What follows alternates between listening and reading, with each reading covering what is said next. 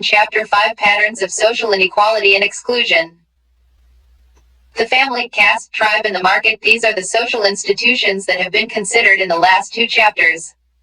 In chapters 3 and 4, these institutions were seen from the point of view of their role in forming communities and sustaining society. In this chapter we consider an equally important aspect of such institutions, namely their role in creating and sustaining patterns of inequality and exclusion. For most of us who are born and live in India, social inequality and exclusion are facts of life.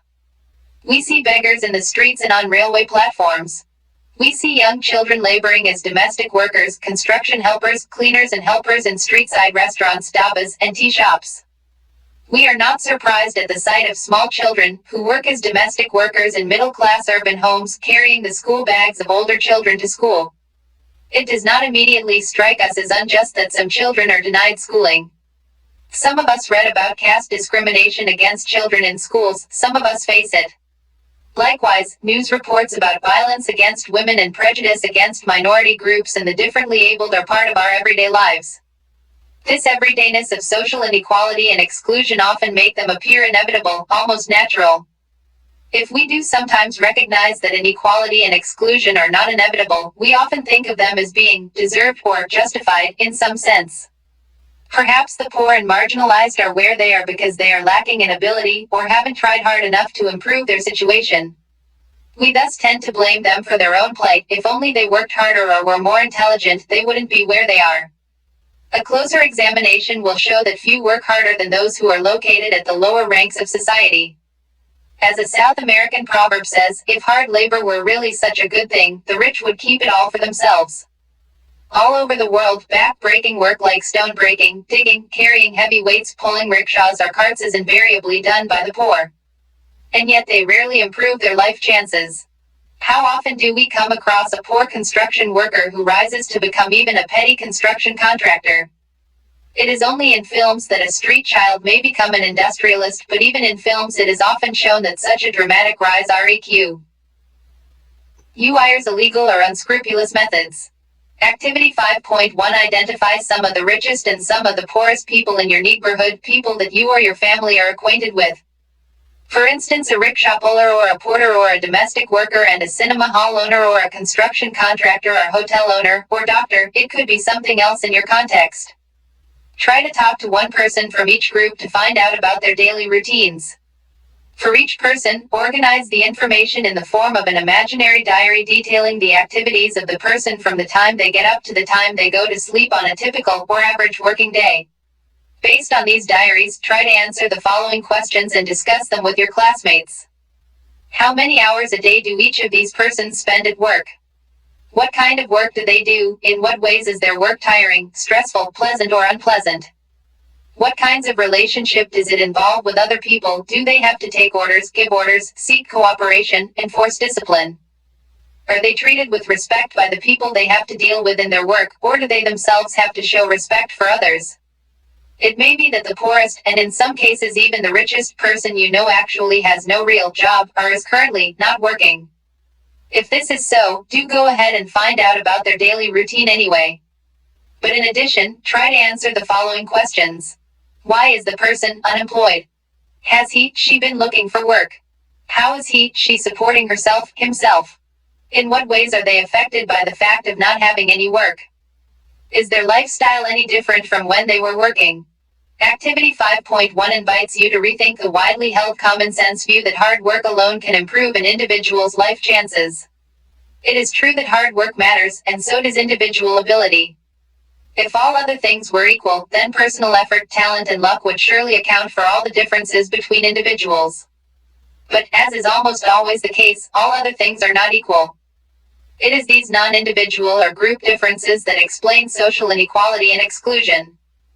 5.1 What is social about social inequality and exclusion? The question being asked in this section has three broad answers which may be stated briefly as follows. First, social inequality and exclusion are social because they are not about individuals but about groups. Second, they are social in the sense that they are not economic, although there is usually a strong link between social and economic inequality. Third, they are systematic and structured, there is a definite pattern to social inequalities. These three broad senses of the social will be explored briefly below. Social inequality in every society. Some people have a greater share of valued resources, money, property, education, health, and power than others. These social resources can be divided into three forms of capital: economic capital in the form of material assets and income, cultural capital such as educational qualifications and status, and social capital in the form of networks of contacts and social associations. Bourdieu 1986. Often, these three forms of capital overlap and one can be converted into the other. For example, a person from a well-off family, economic capital, can afford expensive higher education, and so can acquire cultural or educational capital. Someone with influential relatives and friends, social capital, may, through access to good advice, recommendations, or information, manage to get a well-paid job. Patterns of unequal access to social resources are commonly called social inequality. Some social inequality reflects innate differences between individuals, for example, their varying abilities and efforts.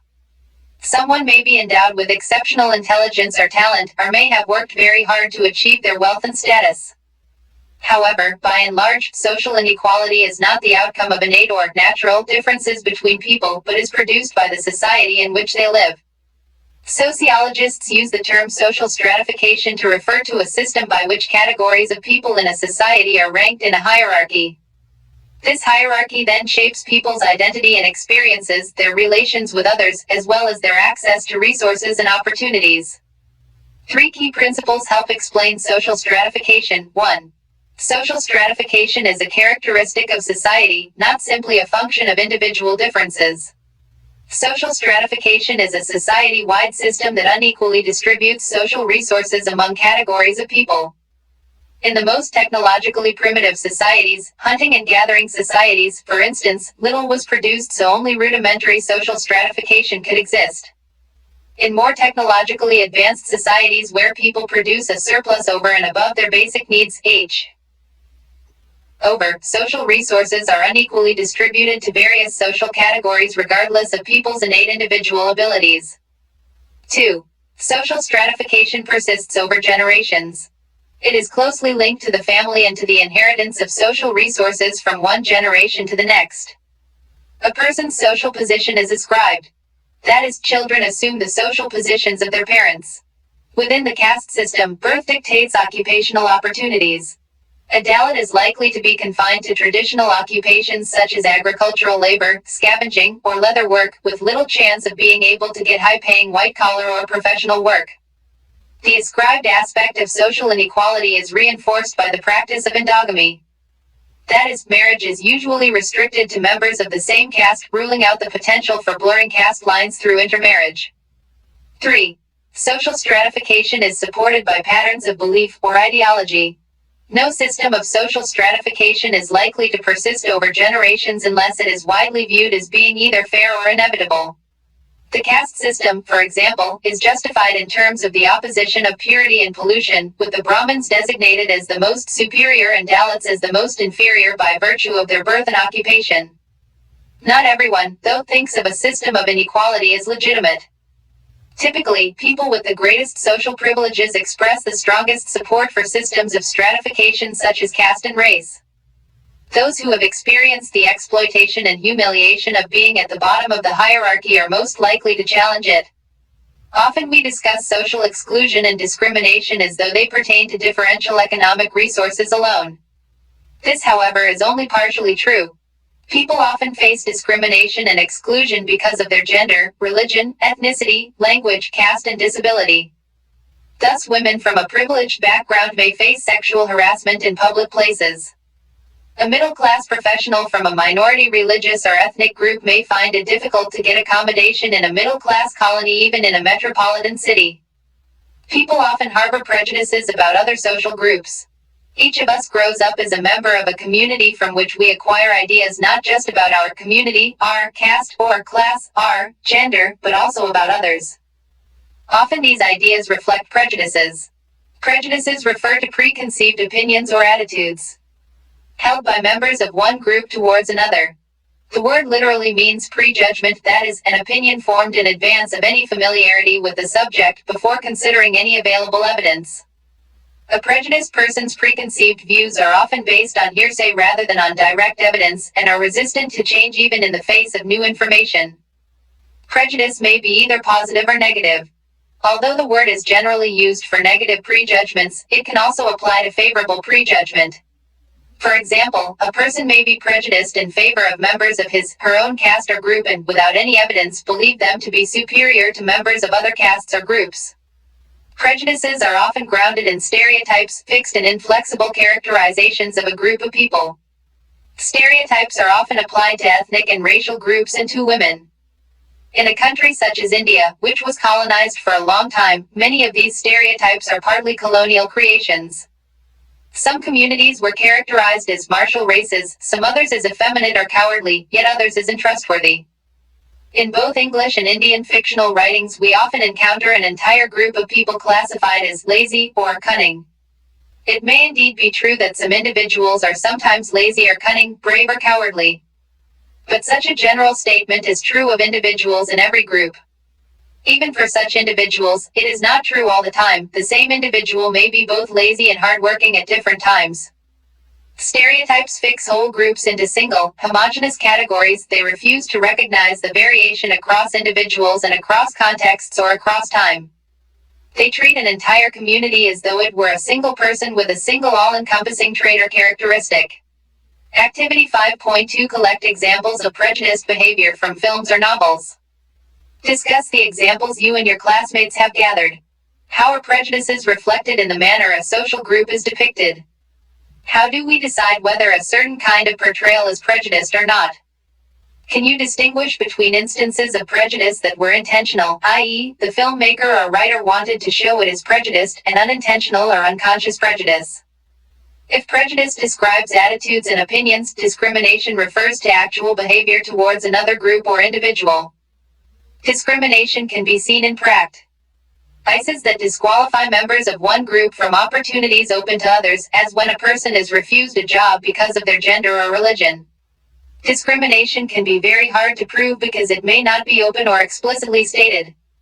Discriminatory behavior or practices may be presented as motivated by other, more justifiable, reasons rather than prejudice. For example, the person who is refused a job because of their caste may be told that they were less qualified than others, and that the selection was done purely on merit. Social exclusion. Social exclusion refers to ways in which individuals may become cut off from full involvement in the wider society. It focuses attention on a broad range of factors that prevent individuals or groups from having opportunities open to the majority of the population. In order to live a full and active life, individuals must not only be able to feed, clothe, and house themselves, but should also have access to essential goods and services such as education, health, transportation, insurance, social security, banking, and even access to the police or judiciary. Social exclusion is not accidental but systematic. It is the result of structural features of society. It is important to note that social exclusion is involuntary, that is, exclusion is practiced regardless of the wishes of those who are excluded. For example, rich people are never found sleeping on the pavements or under bridges like thousands of homeless poor people in cities and towns. This does not mean that the rich are being excluded from access to pavements and park benches, because they could certainly gain access if they wanted to, but they choose not to. Social exclusion is sometimes wrongly justified by the same logic. It is said that the excluded group itself does not wish to participate. The truth of such an argument is not obvious when exclusion is preventing access to something desirable, as different from something clearly undesirable, like sleeping on the pavement. Prolonged experience of discriminatory or insulting behavior often produces a reaction on the part of the excluded, who then stop trying for inclusion. For example, upper caste Hindu communities have often denied entry into temples for the lower castes, and especially the Dalits. After decades of such treatment, the Dalits may build their own temple, or convert to another religion like Buddhism, Christianity, or Islam. After they do this, they may no longer desire to be included in the Hindu temple or religious events. But this does not mean that social exclusion is not being practiced. The point is that the exclusion occurs regardless of the wishes of the excluded. India, like most societies, has been marked by acute practices of social discrimination and exclusion. At different periods of history, protest movements arose against caste, gender, and religious discrimination. Yet prejudices remain and often, new ones emerge. Thus legislation alone is unable to transform society or produce lasting social change. A constant social campaign to change awareness and sensitivity is required to break them.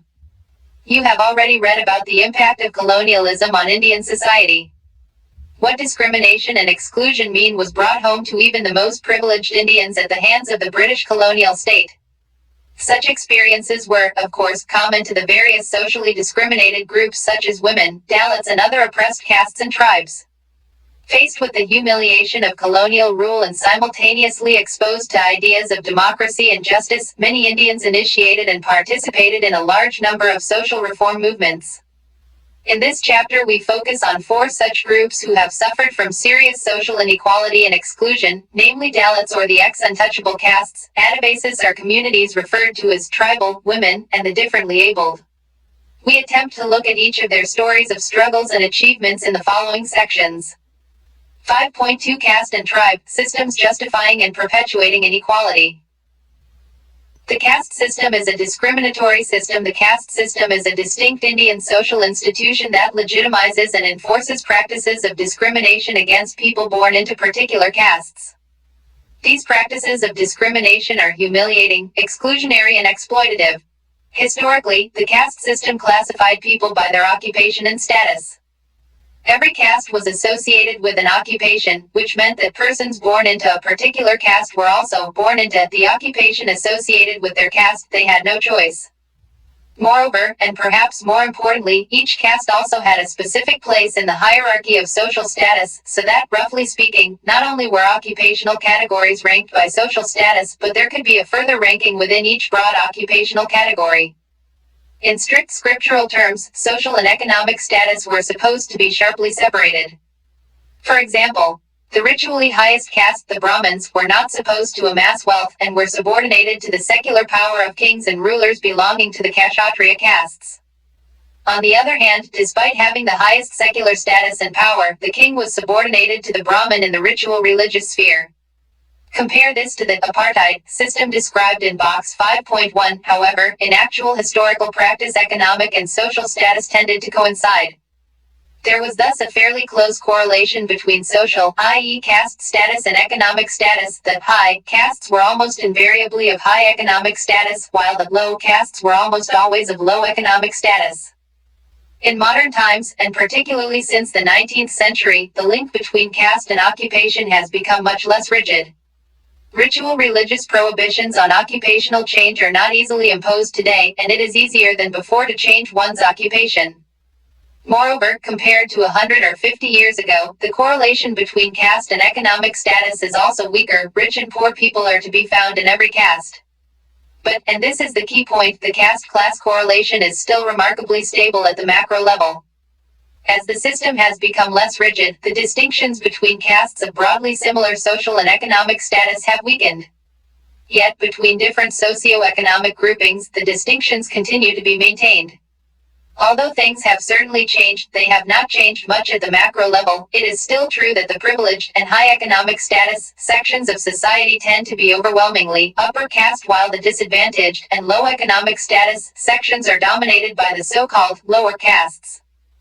Moreover, the proportion of population that lives in poverty or affluence differs greatly across caste groups. See tables 1 and 2. In short, even though there have been major changes brought about by social movements over more than a century, and despite changed modes of production as well as concerted attempts by the state to suppress its public role in independent India, caste continues to affect the life chances of Indians in the 21st century. Box 5.1 Race and Caste, a cross-cultural comparison. Just like caste in India, race in South Africa stratifies society into a hierarchy. About 1 South African in 7 is of European ancestry, yet South Africa's white minority holds the dominant share of power and wealth.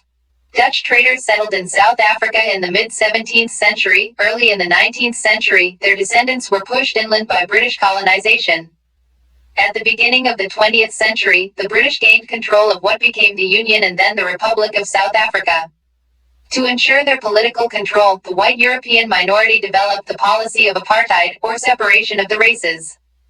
An informal practice for many years, apartheid became law in 1948 and was used to deny the black majority South African citizenship, ownership of land, and a formal voice in government. Every individual was classified by race and mixed marriages were prohibited. As a racial caste, blacks held low-paying jobs. On average, they earned only one-fourth what whites did.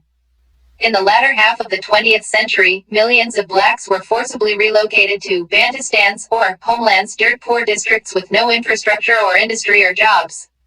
All the homelands together constituted only 14% of South Africa's land, while blacks made up close to 80% of the country's population. The resulting starvation and suffering was intense and widespread. In short, in a land with extensive natural resources, including diamonds and precious minerals, the majority of people lived in abject poverty. The prosperous white minority defended its privileges by viewing blacks as social inferiors. However, they also relied on a powerful system of military repression to maintain their power. Black protesters were routinely jailed, tortured, and killed. Despite this reign of terror, blacks collectively struggled for decades under the leadership of the African National Congress and Nelson Mandela, and finally succeeded in coming to power and forming the government in 1994. Although the constitution of post-apartheid South Africa has banned racial discrimination, economic capital still remains concentrated in white hands. Empowering the black majority represents a continuing challenge for the new society. I have fought against white domination and I have fought against black domination. I have cherished the ideal of a democratic and free society in which all persons live together in harmony and with equal opportunities. It is an ideal which I hope to live for and to achieve. But if needs be, it is an ideal for which I am prepared to die. Nelson Mandela, the 20th of April 1964, Rivonia Trial. Excerpt.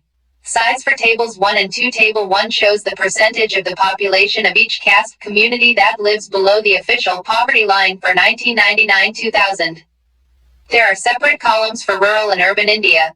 Table 2 is organized in exactly the same way except that it shows the percentage of population living in affluence rather than in poverty. Affluence is here defined as a monthly per person expenditure of 1,000 rupees for rural India and 2,000 rupees for urban India.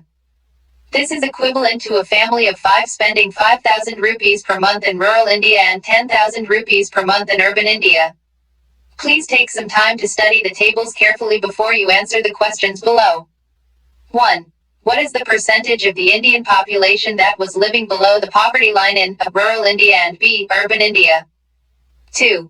Which caste community group has the highest proportion of its members living in extreme poverty in A, rural and B, urban India? Which caste community has the lowest percentage of population living in poverty? 3.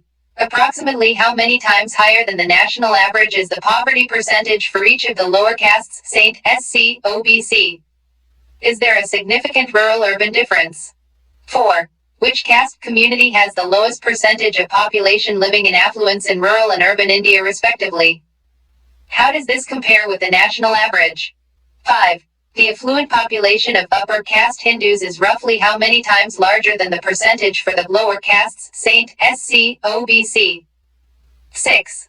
What do these tables tell you about the relative position of the OBCs? Is there a significant rural-urban difference? Untouchability. Untouchability is an extreme and particularly vicious aspect of the caste system that prescribes stringent social sanctions against members of castes located at the bottom of the purity pollution scale. Strictly speaking, the untouchable castes are outside the caste hierarchy. They are considered to be so impure that their mere touch severely pollutes members of all other castes, bringing terrible punishment for the former and forcing the latter to perform elaborate purification rituals. In fact, notions of distance pollution existed in many regions of India, particularly in the south, such that even the mere presence or the shadow of an untouchable person is considered polluting. Despite the limited literal meaning of the word, the institution of untouchability refers not just to th. Avoidance or prohibition of physical contact but to a much broader set of social sanctions. It is important to emphasize that the three main dimensions of untouchability, namely, exclusion, humiliation, subordination, and exploitation, are all equally important in defining the phenomenon. Although other, i.e., touchable, low castes are also subjected to subordination and exploitation to some degree, they do not suffer the extreme forms of exclusion reserved for untouchables. Dalits experience forms of exclusion that are unique and not practiced against other groups, for instance, being prohibited from sharing drinking water sources or participating in collective religious worship, social ceremonies, and festivals. At the same time, untouchability may also involve forced inclusion in a subordinated role, such as being compelled to play the drums at a religious event. The performance of publicly visible acts of self-humiliation and subordination is an important part of the practice of untouchability. Common instances include the imposition of gestures of deference, such as taking off headgear, carrying footwear in the hand, standing with bowed head, not wearing clean or bright clothes, and so on, as well as routinized abuse and humiliation. Moreover, untouchability is almost always associated with economic exploitation of various kinds, most commonly through the imposition of forced, unpaid, or underpaid labor, or the confiscation of property. Finally, untouchability is a pan-Indian phenomenon, although its specific forms and intensity vary considerably across regions and socio-historical contexts. Box 5.2 The everyday ordeal of a Dalit scavenger. Among the estimated 8 million manual scavengers in India is Narayan Amma, who work in a 400-seat public latrine in Anandpur municipality in Andhra Pradesh. From time to time, after the women using the toilet file out, Narayan Amma and her fellow workers are called inside. There is no flush. The excrement only piles up at each seat, or flows into open drains. It is Narayan Amma's job to collect it with her broom onto a flat tin plate and pile it into her basket. When the basket is filled, she carries it on her head to a waiting tractor trolley parked at a distance of half a kilometer. And then she is back, waiting for the next call from the toilet. This goes on until about 10 in the morning, when at last Narayan Amma washes up and returns home. Municipality come, clean this, is how most people call out to Narayan Amma and her fellow workers when they walk down the road. It is as though we do not have a name, she says. And often they cover their noses when we walk past, as though we smell. We have to wait until someone turns on a municipal tap, or works a hand pump, when we fill water, so that these are not polluted by our touch. In the tea stalls, we do not sit with others on the benches, we squat on the ground separately. Until recently, there were separate broken teacups for us, which we washed ourselves, and these were kept apart only for our use. This continues to be the practice in villages even in the periphery of Anandpur, as in many parts of the state. Source: adapted from Mander 2001, 38-39. The so-called untouchables have been referred to collectively by many names over the centuries. Whatever the specific etymology of these names, they are all derogatory and carry a strongly pejorative charge. In fact, many of them continue to be used as forms of abuse even today, although their use is now a criminal offense. Mahatma Gandhi had popularized the term Harijan, literally, children of God, in the 1930s to counter the pejorative charge carried by caste names.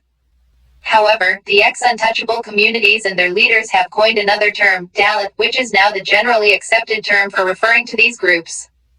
In Indian languages, the term Dalit literally means downtrodden, and conveys the sense of an oppressed people. Though it was neither coined by Dr.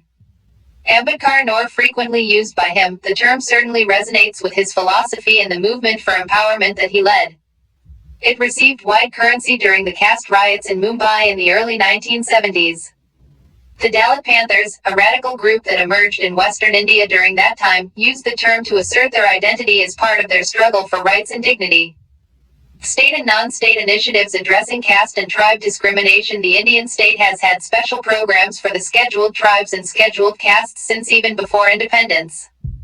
The schedules, listing the castes and tribes recognized as deserving of special treatment because of the massive discrimination practiced against them, were drawn up in 1935 by the British Indian government. After independence, the same policies have been continued and many new ones added. Among the most significant additions is the extension of special programs to the other backward classes, OBCs, since the early 1990s. The most important state initiative attempting to compensate for past and present caste discrimination is the one popularly known as reservations. This involves the setting aside of some places or seats for members of the scheduled castes and tribes in different spheres of public life. These include reservation of seats in the state and central legislatures, i.e., state assemblies, Lok Sabha and Rajya Sabha, reservation of jobs in government service across all departments and public sector companies, and reservation of seats in educational institutions. The proportion of reserved seats is equal to the percentage share of the scheduled castes and tribes in the total population. But for the OBCs, this proportion is decided differently. The same principle is extended to other developmental programs of the government, some of which are exclusively for the scheduled castes or tribes, while others give them preference. In addition to reservations, there have been a number of laws passed to end, prohibit and punish caste discrimination, especially untouchability. One of the earliest such laws was the Caste Disabilities Removal Act of 1850, which disallowed the curtailment of rights of citizens due solely to change of religion or caste. The most recent such law was the Constitution Amendment, 93rd Amendment, Act of 2005, which became law on the 23rd of January 2006. Coincidentally, both the 1850 law and the 2006 amendment related to education. The 93rd Amendment is for introducing reservation for the other backward classes in institutions of higher education, while the 1850 Act was used to allow entry of Dalits to government schools. In between, there have been numerous laws, of which the important ones are, of course, the Constitution of India itself passed in 1950, and the Scheduled Castes and Scheduled Tribes Prevention of Atrocities Act of 1989. The Constitution abolished untouchability, Article 17, and introduced the reservation provisions mentioned above. The 1989 Prevention of Atrocities Act revised and strengthened the legal provisions punishing acts of violence or humiliation against Dalits and Adivasis. The fact that legislation was passed repeatedly on this subject is proof of the fact that the law alone cannot end a social practice. In fact, as you will have seen from newspapers and the media, cases of discrimination including atrocities against Dalits and Adivasis continue to take place all over India today. The particular case mentioned in box 5.3 is on. One example, you can find numerous others in the newspapers and media. Activity 5.3 Obtain a copy of the Constitution of India. You can get it from your school library, from a bookshop, or from the internet web address http://indiacode.nic.in/. Find and list all the articles and sections, laws that deal with the scheduled castes and tribes, or with caste-related problems like untouchability. You can make a chart of the most important laws and put them up in your class. State action alone cannot ensure social change.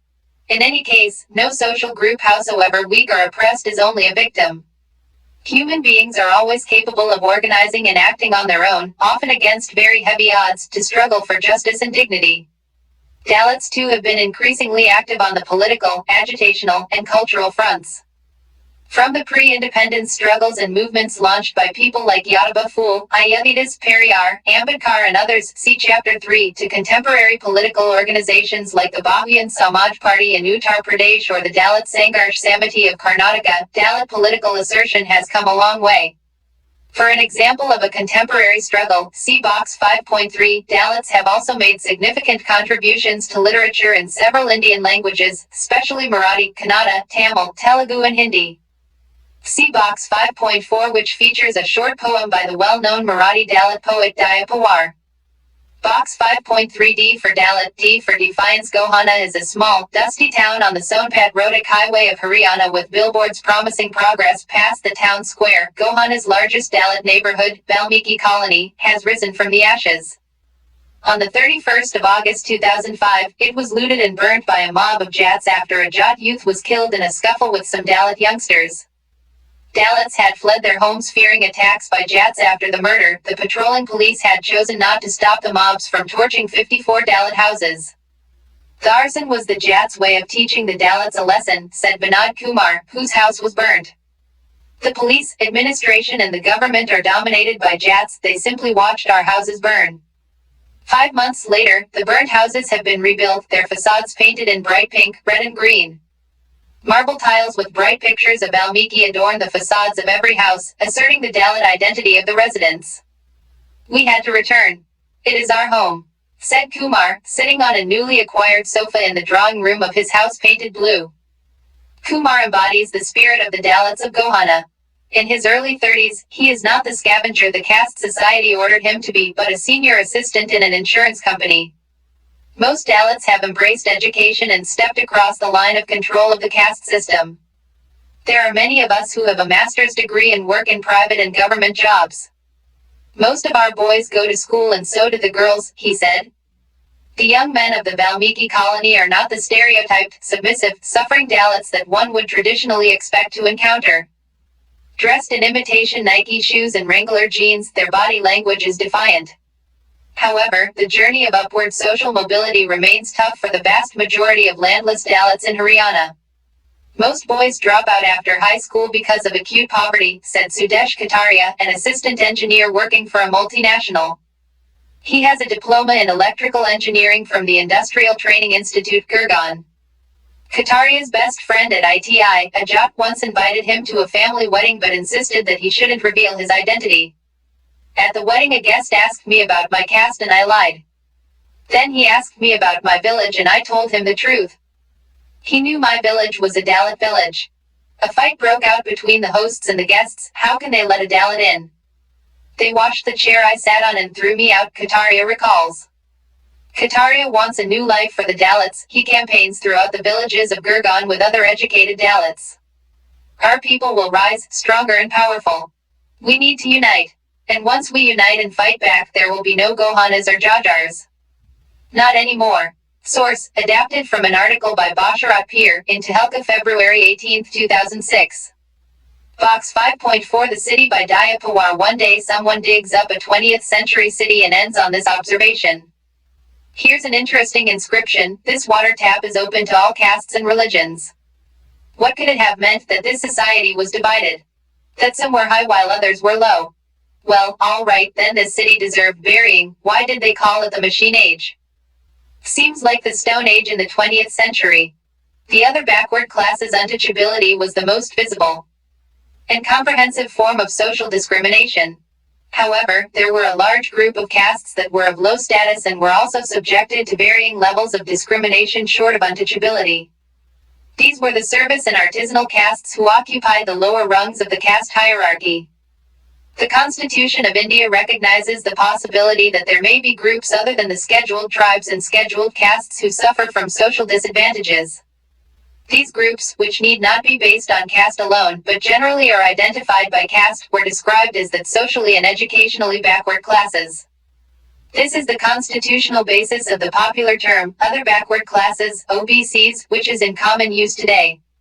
Like the category of the tribe, see Chapter 3, the OBCs are defined negatively by what they are not. They are neither part of the forward castes at the upper end of the status spectrum, nor of the Dalits at the lower end. But since caste has entered all the major Indian religions and is not confined to Hinduism alone, there are also members of other religions who belong to the backward castes and share the same traditional occupational identification and similar or worse socio-economic status. For these reasons, the OBCs are a much more diverse group than the Dalits or Adivasis. The first government of independent India under Jawaharlal Nehru appointed a commission to look into measures for the welfare of the OBCs. The first Backward Classes Commission headed by Kaka Kalelkar submitted its report in 1953. But the political climate at the time led to the report being sidelined. From the mid-50s, the OBC issue became a regional affair pursued at the state rather than the central level. The southern states had a long history of backward caste political agitation that had started in the early 20th century. Because of these powerful social movements, policies to address the problems of the OBCs were in place long before they were discussed in most northern states.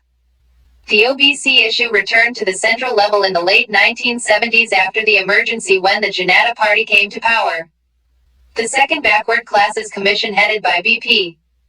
Mandal was appointed at this time. However, it was only in 1990, when the central government decided to implement the 10-year-old Mandal Commission report, that the OBC issue became a major one in national politics. Since the 1990s we have seen the resurgence of lower caste movements in North India, ing both the OBCs and Dalits. The politicization of the OBCs allows them to convert their large numbers, recent surveys show that they are about 41% of the national population, into political influence. This was not possible at the national level before, as shown by the sidelining of the Kalelkar Commission report and the neglect of the Mandal Commission report. The large disparities between the upper OBCs, who are largely landed castes and enjoy dominance in rural society in many regions of India, and the lower OBCs, who are very poor and disadvantaged, and are often not very different from Dalits in socio-economic terms, make this a difficult political category to work with. However, the OBCs are severely underrepresented in all spheres except landholding and political representation. They have a large number of MLAs and MPs. Although the upper OBCs are dominant in the rural sector, the situation of urban OBCs is much worse, being much closer to that of the scheduled castes and tribes than to the upper caste. Adivasi struggles like the scheduled castes, the scheduled tribes are social groups recognized by the Indian Constitution as specially marked by poverty, powerlessness and social stigma. The Jana or tribes were believed to be people of the forest, whose distinctive habitat in the hill and forest areas shaped their economic, social and political attributes. However, ecological isolation was nowhere absolute. Tribal groups have had long and close association with Hindu society and culture, making the boundaries between tribe and caste quite porous. Recall the discussion of the concept of tribe in Chapter 3. In the case of Adivasis, the movement of populations from one area to another further complicates the picture. Today, barring the northeastern states, there are no areas of the country that are inhabited exclusively by tribal people. There are only areas of tribal concentration. Since the middle of the 19th century, non-tribals have moved into the tribal districts of central India, while tribal people from the same districts have migrated to plantations, mines, factories and other places of employment. In the areas where tribal populations are concentrated, their economic and social conditions are usually much worse than those of non-tribals. The impoverished and exploited circumstances under which Adivasis live can be traced historically to the pattern of accelerated resource extraction started by the colonial British government and continued by the government of independent India. From the late 19th century onwards, the colonial government reserved most forest tracts for its own use, severing the rights that Adivasis had long exercised to use the forest for gathering produce and for shifting cultivation. Forests were now to be protected for maximizing timber production. With this policy, the mainstay of their livelihoods was taken away from Adivasis, rendering their lives poorer and more insecure. Denied access to forests and land for cultivation, Adivasis were forced to either use the forests illegally and be harassed and prosecuted as encroachers and thieves, or migrate in search of wage labor. The independence of India in 1947 should have made life easier for Adivasis, but this was not the case. Firstly, the government monopoly over forests continued. If anything, the exploitation of forests accelerated. Secondly, the policy of capital-intensive industrialization adopted by the Indian government required mineral resources and power generation capacities which were concentrated in Adivasi areas. Adivasi lands were rapidly acquired for new mining and dam projects. In the process, millions of Adivasis were displaced without any appropriate compensation or rehabilitation. Justified in the name of national development and economic growth, these policies were also a form of internal colonialism, subjugating Adivasis and alienating the resources upon which they depended.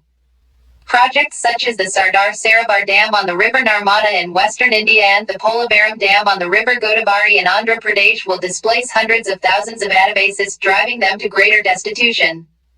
These processes continue to prevail and have become even more powerful since the 1990s, when economic liberalization policies were officially adopted by the Indian government. It is now easier for corporate firms to acquire large areas of land by displacing Adivasis. Like the term Dalit, the term Adivasi connotes political awareness and the assertion of rights. Literally meaning original inhabitants, the term was coined in the 1930s as part of the struggle against the intrusion by the colonial government and outside settlers and moneylenders.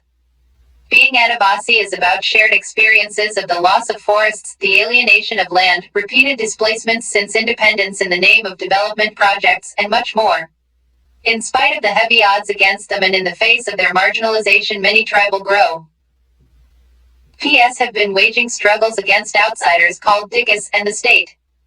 In post-independence India, the most significant achievements of Adivasi movements include the attainment of statehood for Jharkhand and Chhattisgarh, which were originally part of Bihar and Madhya Pradesh respectively.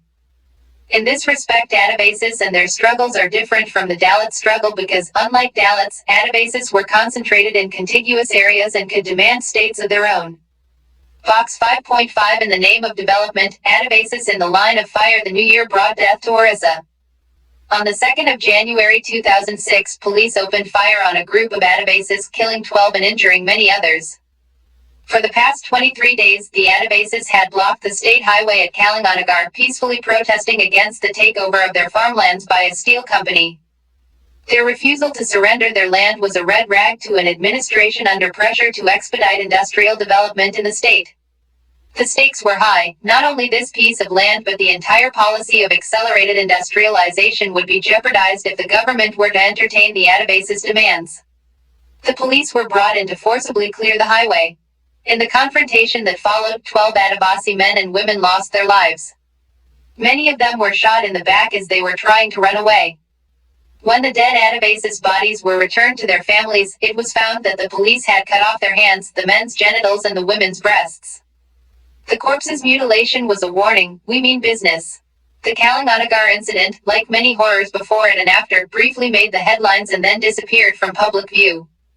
The lives and deaths of poor Adabasis slid back into obscurity. Yet their struggle still continues, and by revisiting it, we not only remind ourselves of the need to address ongoing injustice but also appreciate how this conflict encapsulates many of the key issues in the sphere of environment and development in India today. Like many Adivasi-dominated parts of the country, Kalinganagar and Jajpur district of central Orissa is a paradox. Its wealth of natural resources contrasts sharply with the poverty of its inhabitants, mainly small farmers and laborers. The rich iron ore deposits in the area are state property, and their development means that Adivasi lands are compulsorily acquired by the state for a pittance, while a handful of local reside. NTS may get secure jobs on the lower rungs of the industrial sector. Most are impoverished even further and survive on the edge of starvation as wage laborers. It is estimated that 30 million people, more than the entire population of Canada, have been displaced by this land acquisition policy since India became independent in 1947, Fernandez 1991. Of these, almost 75% are, by the government's own admission, still awaiting rehabilitation.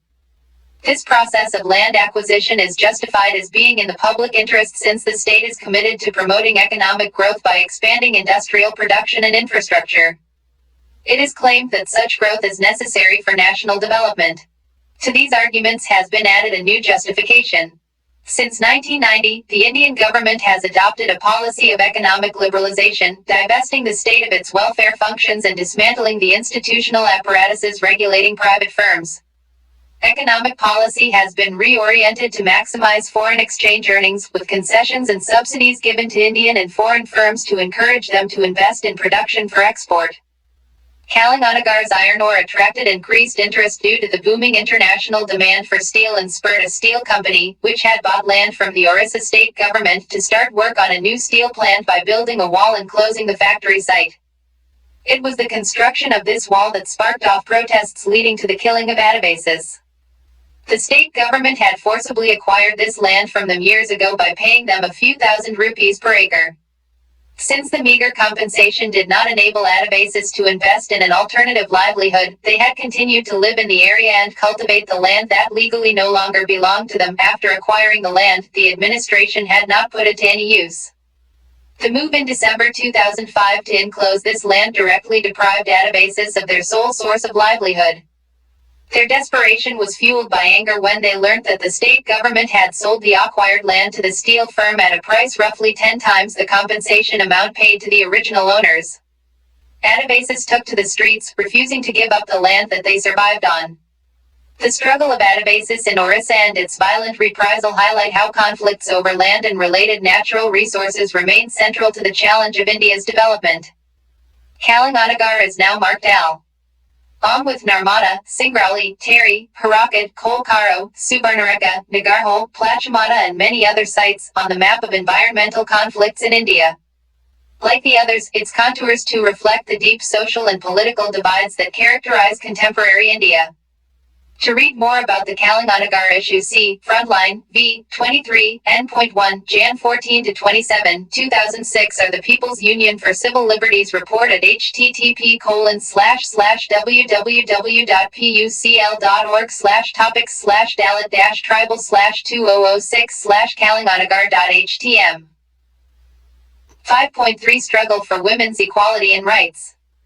Because of the obvious biological and physical differences between men and women, gender inequality is often treated as natural. However, despite appearances, scholars have shown that the inequalities between men and women are social rather than natural. For example, there are no biological reasons that can explain why so few women are found in positions of public power. Nor can nature explain why women generally receive a smaller or no share in family property in most societies. But the strongest argument comes from the societies that were different from the normal or common pattern. If women were biologically unfit to be inheritors and heads of families, how did matrilineal societies, as the Nairs of Kerala used to be, and as the cases of Meghalaya still are, work for centuries? How have women managed to be successful farmers and traders in so many African societies? There is, in short, nothing biological about the inequalities that mark the relations between women and men. Gender is thus also a form of social inequality and exclusion like caste and class, but with its own specific features. In this section we will look at how gender inequality came to be recognized as inequality in the Indian context, and the kinds of responses that this recognition produced. The women's question arose in modern India as part of the 19th century middle-class social reform movements. The nature of these movements varied from region to region. They are often termed as middle-class reform movements because many of these reformers were from the newly emerging Western-educated Indian middle class. They were often at once inspired by the democratic ideals of the modern West and by a deep pride in their own democratic traditions of the past. Many used both these resources to fight for women's rights. We can only give illustrative examples here. We draw from the anti-sati campaign led by Raja Rammohan Roy in Bengal, the widow remarriage movement in the Bombay Presidency, where Renata was one of the leading reformers, from Yadaba Phule's simultaneous attack on caste and gender oppression, and from the social reform movement in Islam led by Sir Syed Ahmed Khan. Raja Rammohan Roy's attempts to reform society, religion and the status of women can be taken as the starting point of 19th century social reform in Bengal. A decade before establishing the Brahmo Samaj in 1828, Roy undertook the campaign against sati, which was the first women's issue to receive public attention. Rammohan Roy's ideas represented a curious mixture of Western rationality and an assertion of Indian traditionality. Both trends can be located in the overarching context of a response to colonialism. Rammohan thus attacked the practice of sati on the basis of both appeals to humanitarian and natural rights doctrines as well as Hindu shastras. The deplorable and unjust treatment of the Hindu upper caste widows was a major issue taken up by the social reformers. Renata used the writings of scholars such as Bishop Joseph Butler, whose Analogy of Religion and 3 sermons on human nature dominated the moral philosophy syllabus of Bombay University in the 1860s. At the same time, M.G. Ranad's writings entitled The Texts of the Hindu Law on the Lawfulness of the Remarriage of Widows and Vedic Authorities for Widow Marriage elaborated the Shastric sanction for remarriage of widows. Activity 5.4 Find out about a social reformer in your part of the country. Collect information about her, him. Read an autobiography, biography of any social reformer. Can you see any of the ideas they fought for existing today in our everyday lives or in our constitutional provisions? While Renata and Rammohan Roy belonged to one kind of 19th century upper caste and middle class social reformers, Yadaba Phule came from a socially excluded caste and his attack was directed against both caste and gender discrimination. He founded the Satyashodak Samaj with its primary emphasis on truth-seeking. Phule's first practical social reform efforts were to aid the two groups considered lowest in traditional Brahmin culture, women and untouchables. See Chapter 3. As in the case of other reformers, a similar trend of drawing upon both modern Western ideas as well as the sacred texts characterized Sir Syed Ahmed Khan's efforts to reform Muslim society. He wanted girls to be educated, but within the precincts of their homes. Like Dayanand Saraswatiev, the Arya Samaj, he stood for women's education but sought for a curriculum that included instruction in religious principles, training in the arts of housekeeping and handicrafts and rearing of children. This may appear very stereotypical today. One has to, however, realize that once rights such as education for women were accepted, it started a process that finally made it impossible to confine women to only some kinds of education. Activity 5.5 Make a list of professions in which women are involved today. Can you think of any educational field where women are barred today? Perhaps the recent discussion on women in the Indian Armed Forces may throw some light on this. It is often assumed that social reform for women's rights was entirely fought for by male reformers and that ideas of women's equality are alien imports. To learn how wrong both these assumptions are, read the following extracts from two books written by women, Stree Purush Tulana written in 1882 and Sultana's Dream written in 1905. Stree Purush Tulana, Our Comparison of Men and Women, was written by a Maharashtrian housewife, Tarabai Shind, as a protest against the double standards of a male-dominated society. A young Brahmin widow had been sentenced to death by the courts for killing her newborn baby because it was illegitimate, but no effort had been made to identify or punish the man who had fathered the baby. Stree Purush Tulana created quite a stir when it was published. Begum Rokeya Sakhawat Hossain was born in a well-to-do Bengali Muslim family, and was lucky to have a husband who was very liberal in outlook and encouraged her education first in Urdu and later in Bengali and English. She was already a successful author in Urdu and Bengali when she wrote Sultana's Dream to test her abilities in English. This remarkable short story is probably the earliest example of science fiction writing in India, and among the first by a woman author anywhere in the world. In her dream, Sultana visits a magical country where the gender roles are reversed.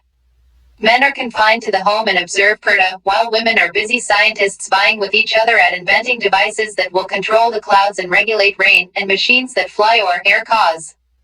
Apart from the early feminist visions, there were a large number of women's organizations that arose both at the All India and local levels in the early 20th century.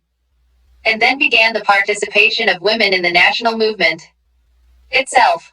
Not surprisingly, women's rights were part and parcel of the nationalist vision. Box 5.6 from Stree Purush Tulana 1882. Who are these women you give such names to? Whose womb did you take your birth in? Who carried the killing burden of you for 9 months? Who was the saint who made you the light in her eye? How would you feel if someone said about your mother, that old chap's mother, you know, she's a gateway to hell? Or your sister, that so-and-so's sister, she's a real storehouse of deceit. Would you just sit and listen to their bad words? Then you get blessed with a bit of education and promoted to some important new office, and you start feeling ashamed of your first wife. Money works its influence on you, and you begin to say to yourself, what does a wife matter after all? Don't we just give them a few rupees a month and keep them at home like any other servant, to do the cooking and look after the house? You begin to think of her like some female slave you've paid for. If one of your horses died, it wouldn't take long to replace it, and there's no great labor needed to get another wife either. The problem is Yama hasn't got time to carry off wives fast enough, or you'd probably get through several different ones in one day. In 1931, the Karachi session of the Indian National Congress issued a declaration on the fundamental rights of citizenship in India, whereby it committed itself to women's equality. The declaration reads as follows: 1. All citizens are equal before the law, irrespective of religion, caste, creed, or sex. 2. No disability attaches to any citizen, by reason of his or her religion, caste, creed, or sex, in regard to public employment, office of power or honor, and in the exercise of any trade or calling. 3. The franchise shall be on the basis of universal adult suffrage. 4. Women shall have the right to vote, to represent, and the right to hold public offices. Report of the Subcommittee, Woman's Role in Planned Economy, 1947, 37-38. Box 5.7 from Sultana's Dream, 1905. What is the matter, dear? She said affectionately. I feel somewhat awkward, I said, in a rather apologizing tone, as being a Pradhanashan woman I am not accustomed to walking about unveiled. You need not be afraid of coming across a man here. This is Ladyland, free from sin and harm. I became very curious to know where the men I met more than 100 women while walking there, but not a single man. Where are the men? I asked her. In their proper places, where they ought to be. Pray let me know what you mean by their proper places. Oh, I see my mistake. You cannot know our customs, as you were never here before. We shut our men indoors, just as we are kept in the zanana. Exactly so. How funny. I burst into a laugh. Sister Sarah laughed too. 2 decades after independence, women's issues re-emerged in the 1970s. In the 19th century reform movements, the emphasis had been on the backward aspects of tradition like sati, child marriage, or the ill treatment of widows. In the 1970s, the emphasis was on modern issues: the rape of women in police custody, dowry murders, the representation of women in popular media, and the gendered consequences of unequal development. The law was a major site for reform in the 1980s and after, especially when it was discovered that many laws of concern to women had not been changed since the 19th century. As we enter the 21st century, new sites of gender injustice are emerging. You will recall the discussion of the declining sex ratio in Chapter 2. The sharp fall in the child sex ratio and the implicit social bias against the girl child represents one of the new challenges of gender inequality. Activity 5.6 Find out the names of a few women's organizations that emerged both at the national level and in your part of the country. Find out about any woman who was part of a tribal or peasant movement, a trade union, or one of the many strands of the freedom movement. Identify a novel, a short story, or play in your region which depicted the struggle of women against discrimination. Social change, whether on women's rights or any other issue, is never a battle won once and for all. As with other social issues, the struggle is long, and the women's movement in India will have to fight to defend hard-won rights as well as take up new issues as they emerge. Activity 5.7 Divide your class into groups. Each group can choose a topic relating to women's rights on which they must collect information from newspapers, radio, television news, or other source. Discuss your findings with your classmates. Possible examples of topics could be 33% reservation for women in elected bodies. Domestic violence. Right to employment there. Or many other topics of interest. Choose the ones which interest you. 5.4 The struggles of the disabled. The differently abled are not disabled only because they are physically or mentally impaired, but also because society is built in a manner that does not cater to their needs. In contrast to the struggles over Dalit, Adivasi, or women's rights, the rights of the disabled have been recognized only very recently. Yet in all historical periods, in all societies, there have been people who are disabled. One of the leading activists and scholars of disability in the Indian context, Anita Gai, argues that this invisibility of the disabled can be compared to the Invisible Man of Ralph Ellison. Ellison's novel of that name is a famous indictment of racism against African Americans in the USA. I am invisible, understand, simply because people refuse to see me. Like the bodiless heads you see sometimes in the circus sideshows, it is as though I have been surrounded by mirrors of hard distorting glass. When they approach me, they see only my surroundings, themselves figments of their imagination. Indeed, everything and anything except me. Ellison, 1952-3. The very term, disabled, is significant because it draws attention to the fact that public perception of the disabled needs to be questioned. Here are some common features central to the public perception of disability. All over the world, disability is understood as a biological given.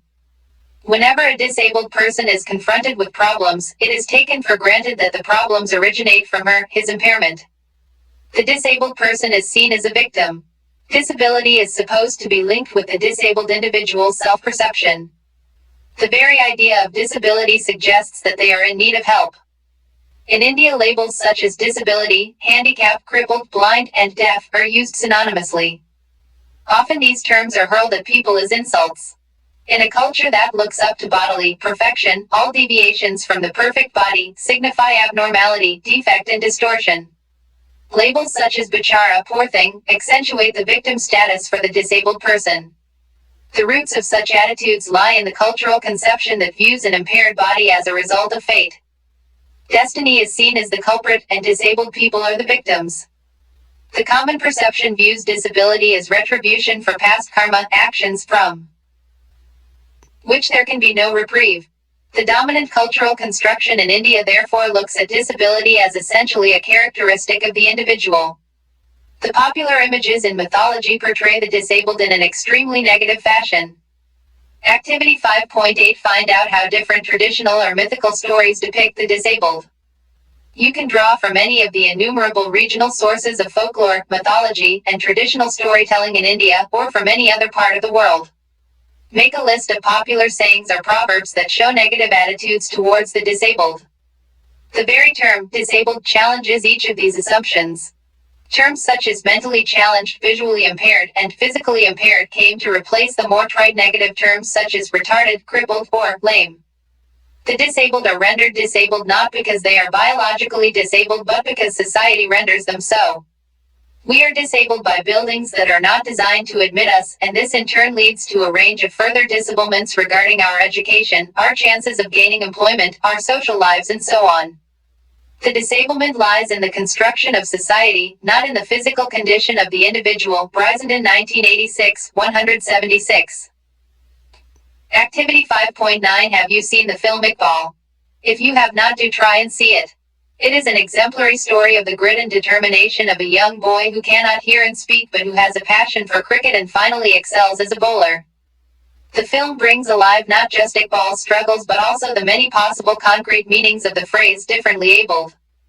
The social construction of disability has yet another dimension. There is a close relationship between disability and poverty. Malnutrition, mothers weakened by frequent childbirth, inadequate immunization programs, accidents in overcrowded homes, all contribute to an incidence of disability among poor people that is higher than among people living in easier circumstances. Furthermore, disability creates and exacerbates poverty by increasing isolation and economic strain, not just for the individual but for the family. There is little doubt that disabled people are among the poorest in poor countries. Box 5.8 Shastri Bhawan, New Delhi, dated the 15th of June 2005. Invitation of suggestions, comments on draft national policy for persons with disabilities. 1. According to the census 2001, there are 2.19 crore persons with disabilities in India, which constitute 2.13% of total population. This includes persons with visual, hearing, speech, locomotor and mental disabilities. 75% persons with disabilities live in rural areas. 2. A comprehensive legal and institutional structure has already been put in place for the welfare of persons with disabilities. The Persons with Disability, Equal Opportunities, Protection of Rights and Full Participation Act of 1995 was enacted. 3. Rehabilitation of Persons with Disabilities requires multisectoral collaborative approach of various central government ministries, state governments, UT administrations, members of civil society, organizations of persons with disabilities and non-government organizations working for the welfare of persons with disabilities so that better synergy and delivery of services is achieved. Director, Ministry of Social Justice and Empowerment, Room No. 253, A Wing, Shastri Bhawan, New Delhi 110001, Telefax 01123383853. Significantly, efforts to redress the situation have come from the disabled themselves. The government has had to respond, as the notification in the box 5.8 shows. It is only recently, with the efforts of the disabled themselves, that some awareness is building in society on the need to rethink disability. This is illustrated by the newspaper report on the next page. Recognition of disability is absent from the wider educational discourse.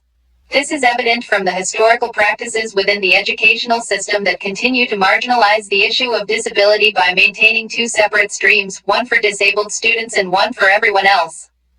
Box 5.9, Disabled Unfriendly, courts describing the non-consideration of handicapped persons for judge posts as an exclusive policy of the higher judiciary. A senior jurist says by continuing to ignore the handicapped, the judiciary is violating a statutory mandate.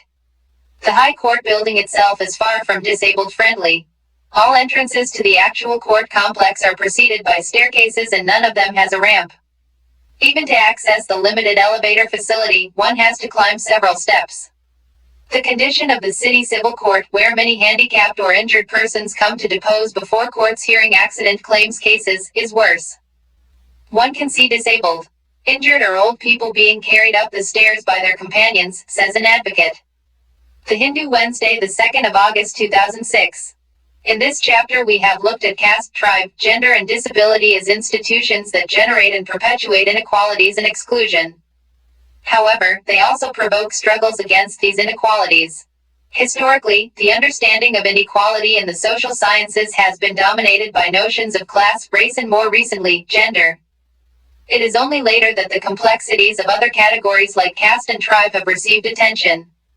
In the Indian context, caste, tribe and gender are now getting the attention they deserve. But there remain categories that are still in need of attention, such as those who are marginalized by religion or by a combination of categories. More complex formations like groups defined by religion and caste, gender and religion, or caste and region are likely to claim our attention in the near future, as shown, for example, by the Satra Committee report on the Muslim community. Box 5.10 In a country where half the children in the age group of 5 to 14 are out of school, how can there be space for children with disabilities, especially if a segregated schooling is being advocated for them? Even if the legislation optimistically tries to make education available to every disabled child, parents in a village do not see this as instrumental in achieving any autonomy for their disabled child. What they would prefer is perhaps a better way of fetching water from the well and improved agricultural facilities. Similarly, parents in an urban slum expect education to be related to a world of work that would enhance their child's basic quality of life. Source: Anita Guy, Disability in the Indian Context, 2002, 93. Activity 5.10 Read the quote above and discuss the different ways in which the problems of the disabled are socially constituted. Questions 1. How is social inequality different from the inequality of individuals? 2. What are some of the features of social stratification? 3. How would you distinguish prejudice from other kinds of opinion or belief? 4. What is social exclusion? 5. What is the relationship between caste and economic inequality today? 6. What is untouchability? 7. Describe some of the policies designed to address caste inequality. 8. How are the other backward castes different from the Dalits, or scheduled castes? 9. What are the major issues of concern to atavisms today? 10. What are the major issues taken up by the women's movement over